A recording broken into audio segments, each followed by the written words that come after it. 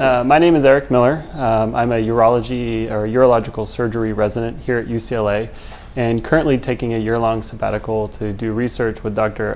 Garraway in her lab at the UCLA Johnson Comprehensive Cancer Center. My research is kind of multimodal. It covers a lot of areas, but its primary focus is on patients who have been diagnosed with high risk, high grade, or advanced disease, meaning it spreads to the bone or other organs. And the primary cancer is obviously prostate cancer. That's been my interest, and that's the interest of Dr. Garraway as well. I grew up in the northeastern corner of California, high desert, high mountain region. I grew up on a horse ranch and cattle ranch with my parents. My sister, at a very young age, at 2 years old, was diagnosed with liver cancer, a very rare form of liver cancer. And as a baby, she was treated with chemotherapy, radiation, and surgery. That experience, kind of in parallel with my own development, just showed me this is what I want to do. I didn't really comprehend that she was a cancer patient until I was 9 or 10 years old. And that's kind of the time that I've, really cemented in the belief and desire to become a doctor. She actually, in my second year of medical school, passed away, and that was kind of the final straw that pushed me into becoming an oncology researcher. And there was no other path at that point that I wasn't going to pursue that didn't include cancer.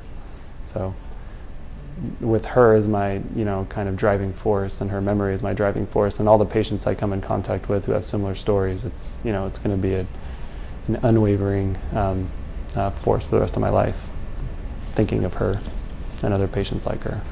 These are the live one here? Our primary goal is to create or devise a model whereby we can use it at early diagnosis in patients who've been diagnosed with metastatic prostate cancer or advanced prostate cancer, to see if we can better prognosticate or predict their outcomes in the future, which will eventually help with making and devising better treatments. The project's in its infancy, where we're creating a very large database.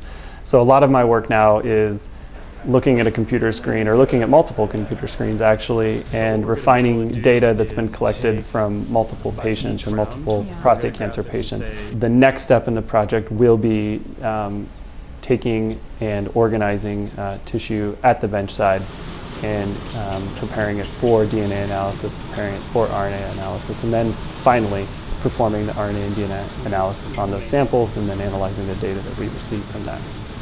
There should be no myth behind it. The lab is not a place that is boring or not fun to be in. It's very exciting, and if you're interested and have an education behind you, it's really fun to put that to use. I can't remember the last time where I really wake up and say, man, I don't want to go to work today. You can wake up, go to work at the end of the day, you can feel satisfied and really good about what you did in that day, even though maybe it was just a small component of moving towards a cure, or moving towards improving treatment, or decreasing suffering in patients with cancer, or just like making a difference in one person's life in a day, rather than what we hope to do here in the lab, which is improve the lives of many.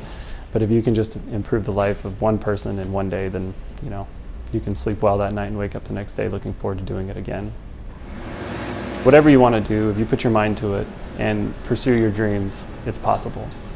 And really, it takes a lot of hard work. It takes a lot of dedication. It takes a lot of hours of unrest and staying up late at night. But find something you really want to do and put your heart to it. Make it worth something. Make it important to you, and you'll be able to pursue almost anything you want. The other important thing is finding someone who will mentor you and will hold your hand, give you information that's important to success, and just someone who's generally interested in you. And find that mentor, hang on to that mentor, and continually ask them questions, refer back to them, because they get reward from helping you, and you get reward from them helping you, and it's a kind of a win-win situation that I guarantee you will benefit almost anybody in the future.